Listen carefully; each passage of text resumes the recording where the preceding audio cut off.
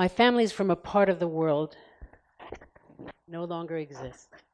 Vienna, Krakow, other places in Central Europe. There are still cities with those names, but those names are all that remains of what the Austrian novelist Stefan Zweig referred to as a world of yesterday. These are my maternal grandparents. They came from Vienna, and like so many others, were separated from their homes and their lives when the Nazis came to power in Austria in 1938. Unlike so many others, they were Holocaust survivors. They survived, but it wasn't easy. They were separated from my mother, who was only 2 years old at the time. My mother ended up in the Warsaw Ghetto and then was smuggled out and hidden by a devout Polish Catholic woman who raised my mother as Catholic for the remainder of the war in Warsaw. These are my paternal grandparents. They came from Sosnowiec, Poland. My grandfather and their daughter did not survive the war, but my grandmother and my father did eventually make it to the States. For them, for my family, as for so many from this world of yesterday, this was a time of indescribable suffering and loss. It may then be a surprise and a complete relief that my parents eventually found each other one Labor Day weekend in the Catskills, and they started new lives. When I was growing up, my parents sometimes spoke of what had happened in bits here and there. But how could I, as a child, really grasp the magnitude of what they had been through, had been lost? As fragments of memory and vague recollections, it was all intangible to me. But what was tangible to me, what I remember so clearly, was my maternal grandparents' New York City apartment. This small apartment, jam-packed with objects, reminders and replacements of that other time and place. What I also remember was this old bridge table in the kitchen, piled high with papers. These papers were in fact records of what my family had lost in Vienna. Papers painstakingly tracing and trying to document their old life in Vienna. Their home, the paintings on their walls, their books, most of it all gone.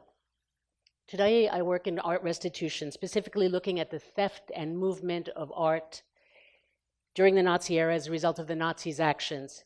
It may not have been what I had planned to do in college and after law school, but in fact, it feels predestined.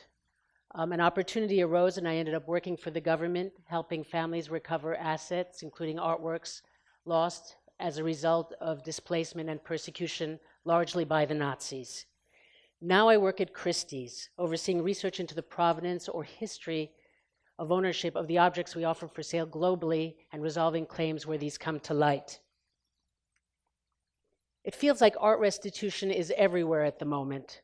The story of the Great Plan Nazi art looting operation and the clear link to the persecution of Jews and enemies of the regime has really come to the fore in the last 20 years.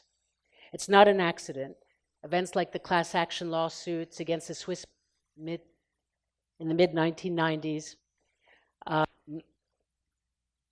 for monies returned to survivor families of the Holocaust, or newly accessible archives, or newly published books, and so on, made people aware of still open issue, and this new awareness started to work its way to popular culture and mainstream news reporting.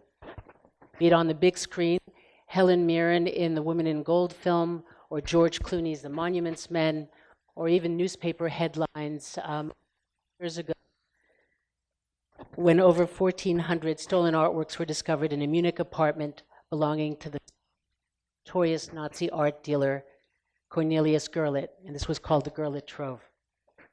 There's a real fascination with the Nazis and their actions, an unfinished business 70 or 80 years on. These films and stories are popular because they offer some hope, perversely, of a happy ending. An ordinary woman winning against the might of a sovereign state, Austria, to reclaim beautiful paintings looted from her Vienna home.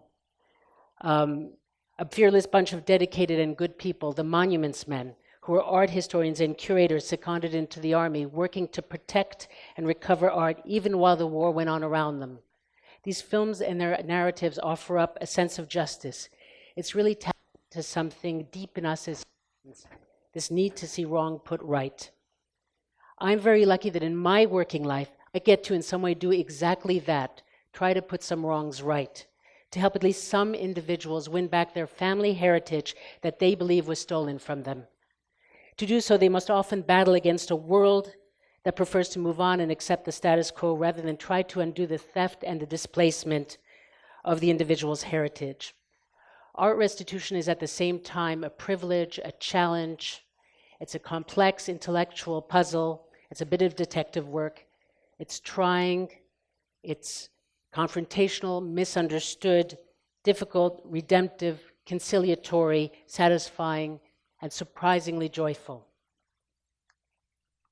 This Egon Schiele wilted sunflowers, which we helped restitute to the present-day heirs of its original owner, is a good example of how the process works. I think something so poignant about this work, painted in 1914 around the time at the outbreak of the First World War. It's so expressive, it's so loaded with sadness. For me, it also foreshadows the end of a golden Vienna, which was at the time the center of intellectual and creative activity, mostly Jewish, and the beginning of the loss, the debasement, and the dismantling of lives, culture, homes that would take place 20 years later. Fanciful, I know, but painting has a sense of its own fate. We found it, or rather it found us, through a routine request sent to our specialist for an estimate. The Schiele had been inherited by someone with no idea that the painting in his possession was a lost masterpiece, nor did he have any sense at all that this painting had been the jewel in the crown of the Grunwald family collection. Karl Grunwald had been a collector, an art dealer, and a huge supporter of Egon Schiele, and he owned a number of Schiele's paintings. He sent this painting, Wilted Sunflowers, to France in 1938 after the annexation, but unfortunately it was confiscated there as Jewish property and later sold off. Karl managed to escape Europe for the United States, but unfortunately all his family didn't make it. His daughter and his wife were killed. The search for this lost work had passed down as a quest through the Grunwald family and through 2, then 3 generations. News of its rediscovery, as you can imagine, was momentous for the family. It was bittersweet and life-changing for many of the over 20 family members we gathered together and with whom, and then with the then owner, we all celebrated the amicable settlement. This happy ending and compromise recognized that the then owner was also an unfortunate player and a victim of sorts as a legacy of the Nazis' actions. Art restitution work can be very difficult. For every success story, there are those quests or searches for property that don't prevail. There are many obstacles that can stand in the way of a family's efforts. A large number of these obstacles are related to the passing of time. Artworks are sold on and traces of them are lost. Documentation on ownership is lost. The law in one country might confer ownership elsewhere after a period of time.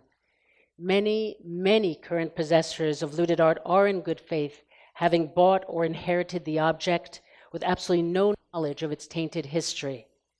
This is a real hindrance to resolving claims, but that's another talk.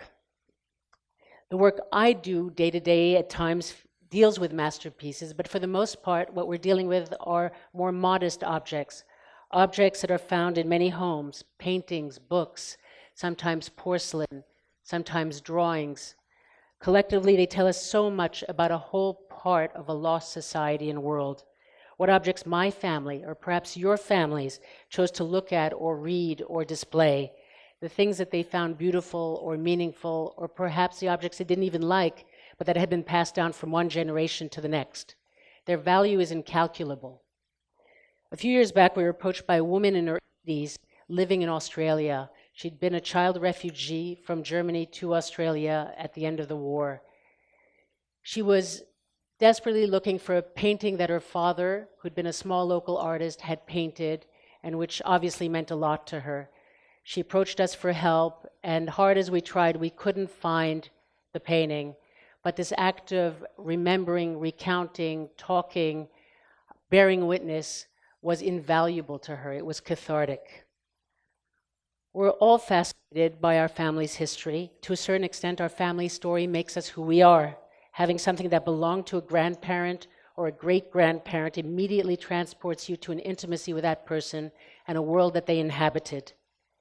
You might even see it as a way of knowing someone even if you hadn't known them. It tells you their tastes, what they liked, who or what they aspired to be. They give you a lens on your family and your history. These objects are your story too. My maternal grandfather set up an antique shop on the east side of Manhattan soon after he arrived to the United States from Vienna via Palestine and Paris.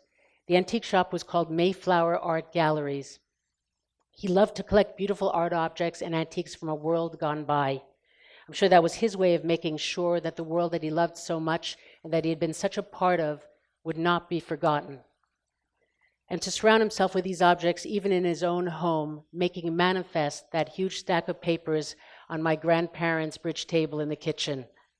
Again, perhaps it's no coincidence that I work in a field where I too am surrounded by beautiful and interesting objects, where I get to delve into old historical documents and records, and where I get to travel in the course of my work to places that may have meant something to my family and to my grandfather.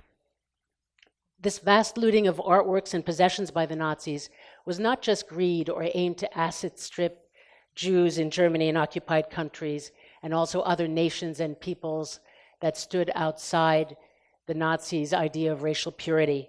This looting wasn't a sideshow to the main genocide, but very much a part of it. It sought to wipe out a collective culture. Like any act of cultural destruction, it wanted to raise identity and individuality to the ground. It disconnected people from their history and their roots. It sought to dehumanize. By taking away art and possessions and laundering it through the Nazis' looting machine, ownership was, for the most part, eradicated. Names became uncoupled from objects. Artworks were passed on hand to hand, dealer to dealer, and with no physical documentation, any sense of ownership was lost. Complicity or secrecy or amnesia about former owners became the norm for many artworks post-war. But to continue to deny an original owner now is to continue to deny their very existence and their family's existence. The idea of restitution in its simplest sense is that something that was stolen is given back. Through good provenance research and restitution efforts, we acknowledge these original owners' existence. We put them back into the history. We tell the true story of an object's history. Knowing a painting hung on a wall in a family home in Amsterdam or Paris or Berlin or Vienna, knowing who it belonged to can help you make an immediate connection to that family. It rehumanizes. The process and act of restitution is a way of hearing people's stories and connecting us to our past. Restitution becomes a monument as much as any statue or museum. It's an act of remembrance, collective, institutional, and individual. It's an active and proactive remembering. We remember and honor those who mean something to us personally, and it's also a vital act of education. It's an obligation. Recovering the past restores humanity, and it's a vital victory against a Nazi regime that robbed us of so much. It makes the 6 million lost not just a number, but gives names and stories back to people and their descendants. It also helps children of survivors turn from victims into protagonists and gives them the power to take back control of how their history is written. This is something that's universal, and not just for the children of Holocaust survivors. All genocides involve delegitimizing the humanity of the persecuted. Once done, it follows logically that they can be stripped of their possessions, their property, and their lives. Acknowledging the ownership rights of the murdered allows us simultaneously to acknowledge their existence as equal citizens and to reduce the profit motive associated with genocide. It sends a timely message worldwide that we are all part of living history and that we need to be alert to what destroying a culture means. Restoring culture, restoring memories, and resolving claims for looted objects means that stories are restored and wrongs are righted. Artworks can then legitimately re-enter the art market or hang guilt-free in its museum And we as a society benefit from this art by enjoying it and experiencing it in its proper and legitimate context, and without the sense that something is wrong. Working in art restitution helps me understand and reclaim part of the history I didn't know. The fragments of memory I heard as a child have become part of a much larger story. And by reconnecting objects with their rightful owners, we are acknowledging the owner's existence and therefore what the Nazis tried so desperately to take away, the citizenship and the humanity of those people and their descendants. It turns out that the apple hasn't fallen too far from the tree, and I am my grandfather's granddaughter, and my work, like his antique shop, is a little piece of making sure that no one forgets. Thank you.